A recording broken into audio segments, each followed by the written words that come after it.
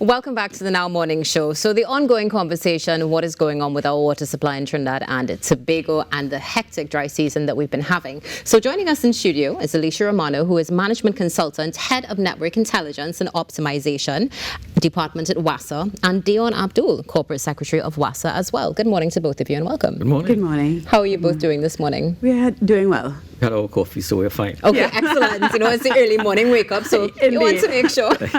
So we're going to be touching on digitization, alleviation, but also the holistic approach. And I think, if anything, we could start there, Dion, with what is WASA's holistic approach?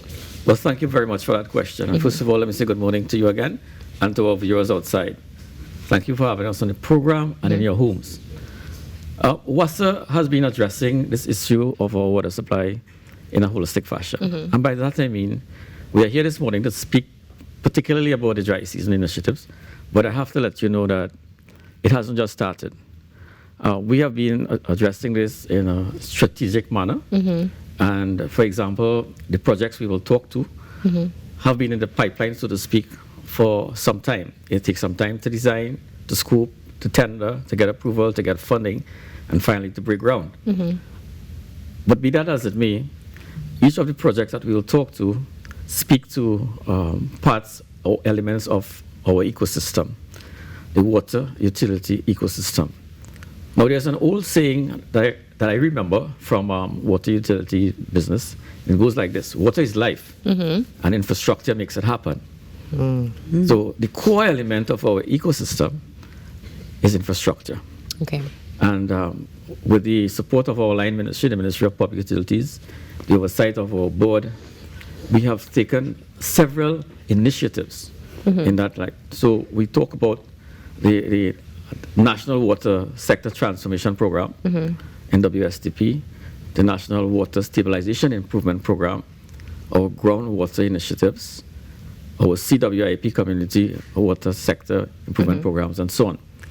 Under each of these programs are various projects, designed, scoped, and certainly with the impact in mind for the benefit of our customers and our country.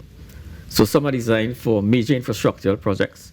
So we can talk to, for example, construction of new plants. Some are designed for rehab of plants, installation of mains, new wells, and so on. We also have to talk about the other elements of that ecosystem when we talk about technology, and that's where Ms. Romano will focus on. So I'm so glad that you mentioned that, because we really need to bring you into the conversation this morning. Welcome again. It's not something that you necessarily hear about, digitization and water. It's like two contrasting elements. So let's speak about that relationship and what exactly it means for WASA. Well, WASA is actually coming up to date with how the water sector has actually fared worldwide. So technology and water are really marrying right now, and we call it a smart water network. In other words, we know real time exactly what our production is. We know where our water is going. We know whether or not the water has in fact reached the last customer on each line, and that is where we are heading. So soon, the public will be invited to join us as we launch our operational control center, whereby we would have developed several screens and an entire platform, a video wall or two, where we actually monitor this on a 24-hour basis. So our CEO would have mentioned at the press conference that we're in the process of implementing and installing several data loggers across our network. And what is a data logger? It's really a pressure sensor. And we're placing these pressure sensors at the discharge lines of all of our wells, our booster stations, our plants, so that we know whether or not this facility is discharging the water at the necessary pressure so it can reach our customers. Then we go a step further. We're installing pressure sensors at the end points of every line. Who is the last customer that is supposed to receive water? When that pressure sensor states yes, we have received the necessary pressure. That simply means everybody in that zone has in fact received water. And if that doesn't happen, we will know firsthand that we have a problem. We have to go into the community, find out, listen, is it that it's a low pressure and majority of people got and just a few people did not? We can tweak our system to improve. As it is now, we don't have all those data loggers across our network, so we are procuring more. But soon we will be able to, in real time, detect exactly how our entire operation is performing.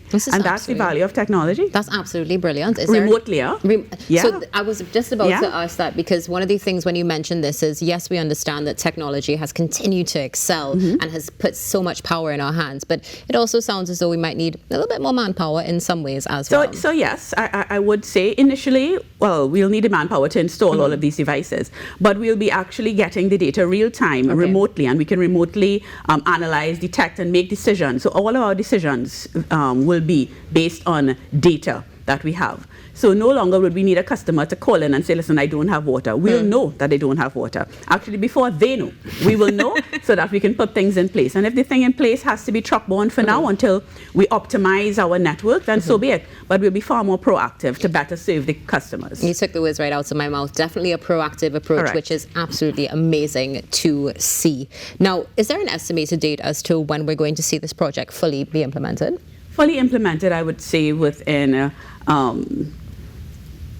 2 to 3 years. Okay. But certainly receiving initial benefits within a matter of 2 to 3 months. Excellent. And Yeah. I mean, as was mentioned by Dion, at the end of the day, these things take time. They It's do. not that you can They get do. this done overnight. There's so much that Exactly. needs to go through, especially with procurements and so much more that you would have mentioned. So it's good to see that this has come on stream. Now, you also mentioned the truck-borne water supply. Yes. It's something that we see a lot of people talk about. It's, if I'm not mistaken, one of the ongoing initiatives to deal with the situation. How has management of that been going? It has been going quite well. We have actually changed the approach such that normally in the rainy season we don't get that many requests. Right. So therefore persons will call in. We will, utilizing our job management system, issue the truck-borne requests, and the trucks will go out. Now we're using a more centralized approach such that we're gathering all of the requests from a particular area, and every day we know exactly where the trucks are actually going out to, so that persons can actually depend on this day, this area, if their schedule was not met. And of course, operations is trying very much to reduce the need for truck-borne. But once because of the low pressures, the entire area is not served, we will know exactly what day that it will be delivered to you. Yeah? Excellent. One of the things that's so beautiful, I think, about this conversation this morning is we're really seeing that, as you mentioned, proactivity is taking place and we're able to deal with it, because we do know that many, of course, we'll be real about it, do have that grouse of, not necessarily having that water supply, trying to call, maybe not getting through. And one of the things that you also both touched on before we started the conversation on air was the customer survey. So what is the customer survey? Let me just offer a view here. Of right? course. Of course. When we speak about technology, technology is of course driven by data. And one of the elements of the water trucking issue that we speak about is get valid data so that you can provide our service, right? Mr. Romano is working on something very, very important, the operational controls or command center, as we call it, right? Data comes into that center from our loggers, and she will also speak to the bulk metering of our transmission means. Yes. Right. So we will know if we have a break on those transmission means. The loggers will tell us if we have an issue with our distribution system. And then we have our call center, where the customer can also make an intervention physically, right? So information, data comes in at those 2 points, to the command center and to the call center. What we speak about now is the customer service improvement survey that Mr. Manu will also touch on, I guess. But the important point about it is that it gives us data, customer-centric data, that when you call for a truck-borne, we can say specifically you are Alicia Romano, you live wherever, your storage is how much. And when we check our logger system, it tells us if that area is out of a supply. So we know it's not just Alicia who wants a supply, it's the area. So then it facilitates the truck-borne service, the supplementary service of water supply. So we at WASA ask that our customers, our viewers this morning, support that survey to provide the information, help us to help you, serve you better. Information drives the technology. Information will ensure that the technology makes sense and provides the service that you want. Alicia? Sure. So just to add to what Dion would have just said. So we spoke about the loggers, and therefore we will know whether or not an area was partially served. Right. So we know that within this polygon, we have a certain portion of the street. If everyone on that street would have completed the survey. Not only would we know this portion of the street, but we will know every single customer that we now have to immediately, without them calling us for truckborne, be able to offer them truckborne. We can send the trucks out. We will know, listen, it's 5 persons on that street did not receive water, and therefore we can send it out. And that's the value of completing the survey, because the survey actually allows us to know exactly where each account is located, and therefore, without persons having to call, we can actually send truckborne to them. I'm glad that you mentioned that, because that was my next question to be posed to you, because it sounds as though you're saying, all right, well, moving forward, we're not going to wait for you to call. We're going to ensure. That's correct. Very proactive. That's excellent as well. That's the theme for today. All right. Let's go to some of the ongoing projects that we see happening. Some of them you would have touched on this morning, but are there any in particular that you feel need that mention so we can communicate what's going on? Sure. When I mentioned the National Water Sector Transformation Program, that program speaks particularly 2 plans that we had made announcements to the public. I'm pleased to mention that those 2 plans, Goldsboro in Tobago and Santa Cruz, we've completed the tendering process. We've gotten the non-objection from the IDB. They are IDB funded projects, and we expect to break ground on those projects next month or thereabouts, right? That particular program has a number of elements under it, including wells, pipeline installations, and rehab of plants. That is ongoing as we speak. The rehab of plants, we talk about Freeport, Chatham, Navet, our major plants, Hollis, and North Approach, and so on.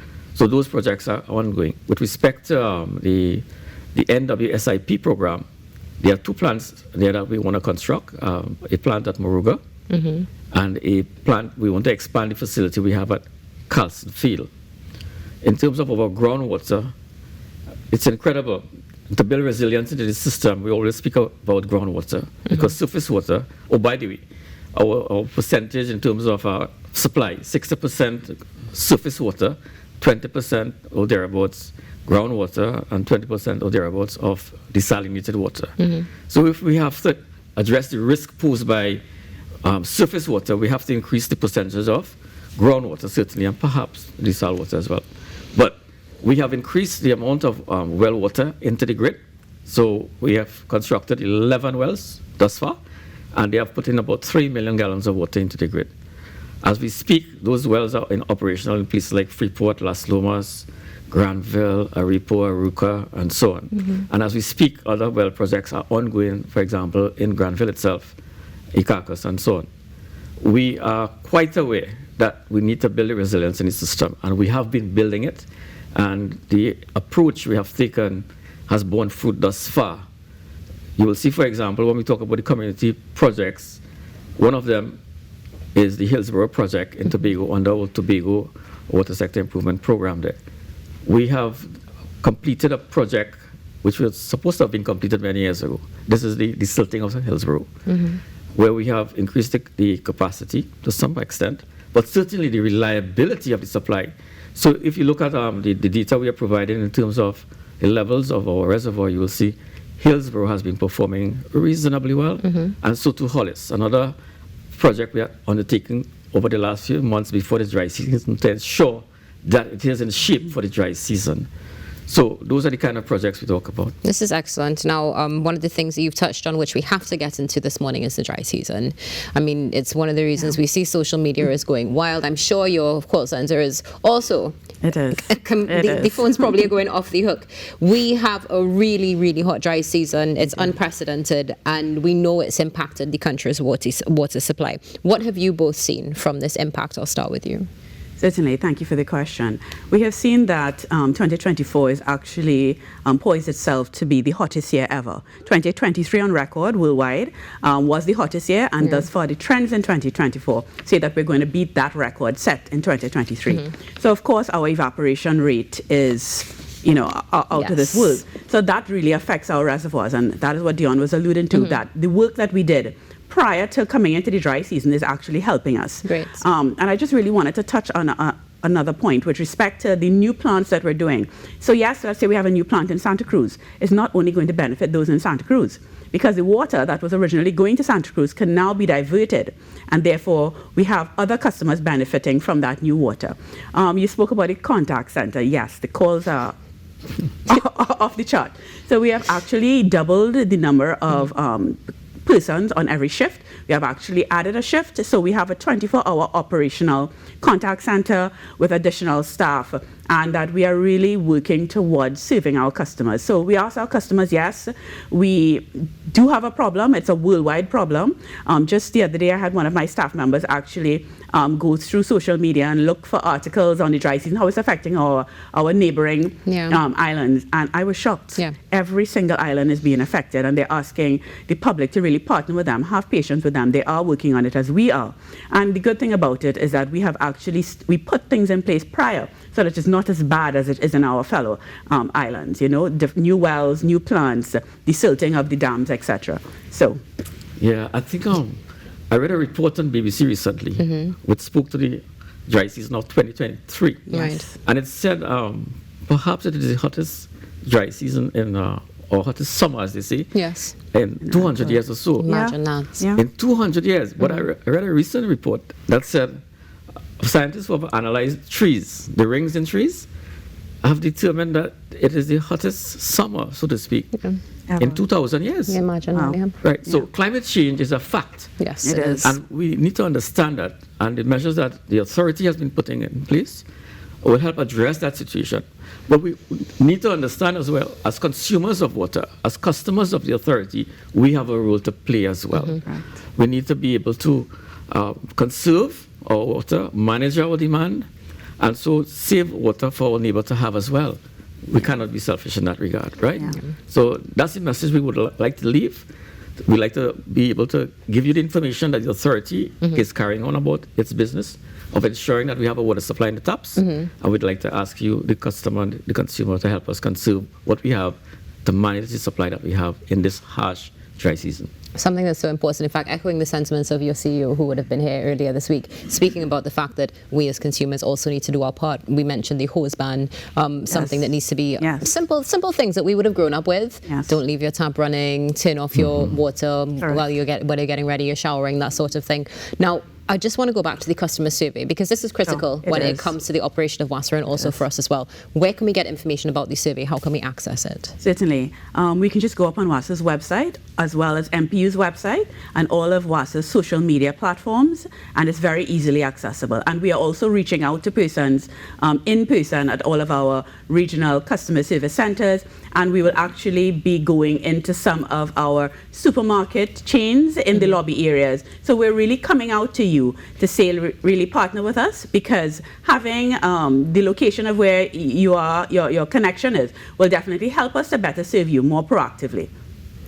Okay, and also you have some hotline numbers as well, correct? Yes, we do have some hotline numbers, All right. and that will be available on our website. Excellent. Yes. So there you go. In fact, you'll see on the screen there, the authority aims to Yes. provide an uninterrupted service to the public. You have those hotline numbers there as well, and yeah, by all Those means, hotline numbers are available to the public from 10 to 6 in the night. Okay. Between the daylight hours, those two shifts, 800 H2O number. is available to the public. Oh, there we go, 800 H2O. Very Very well convenient. played.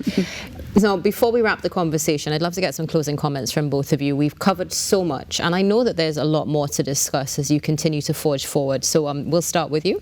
Yes, Yeah? I just would like to end where I started.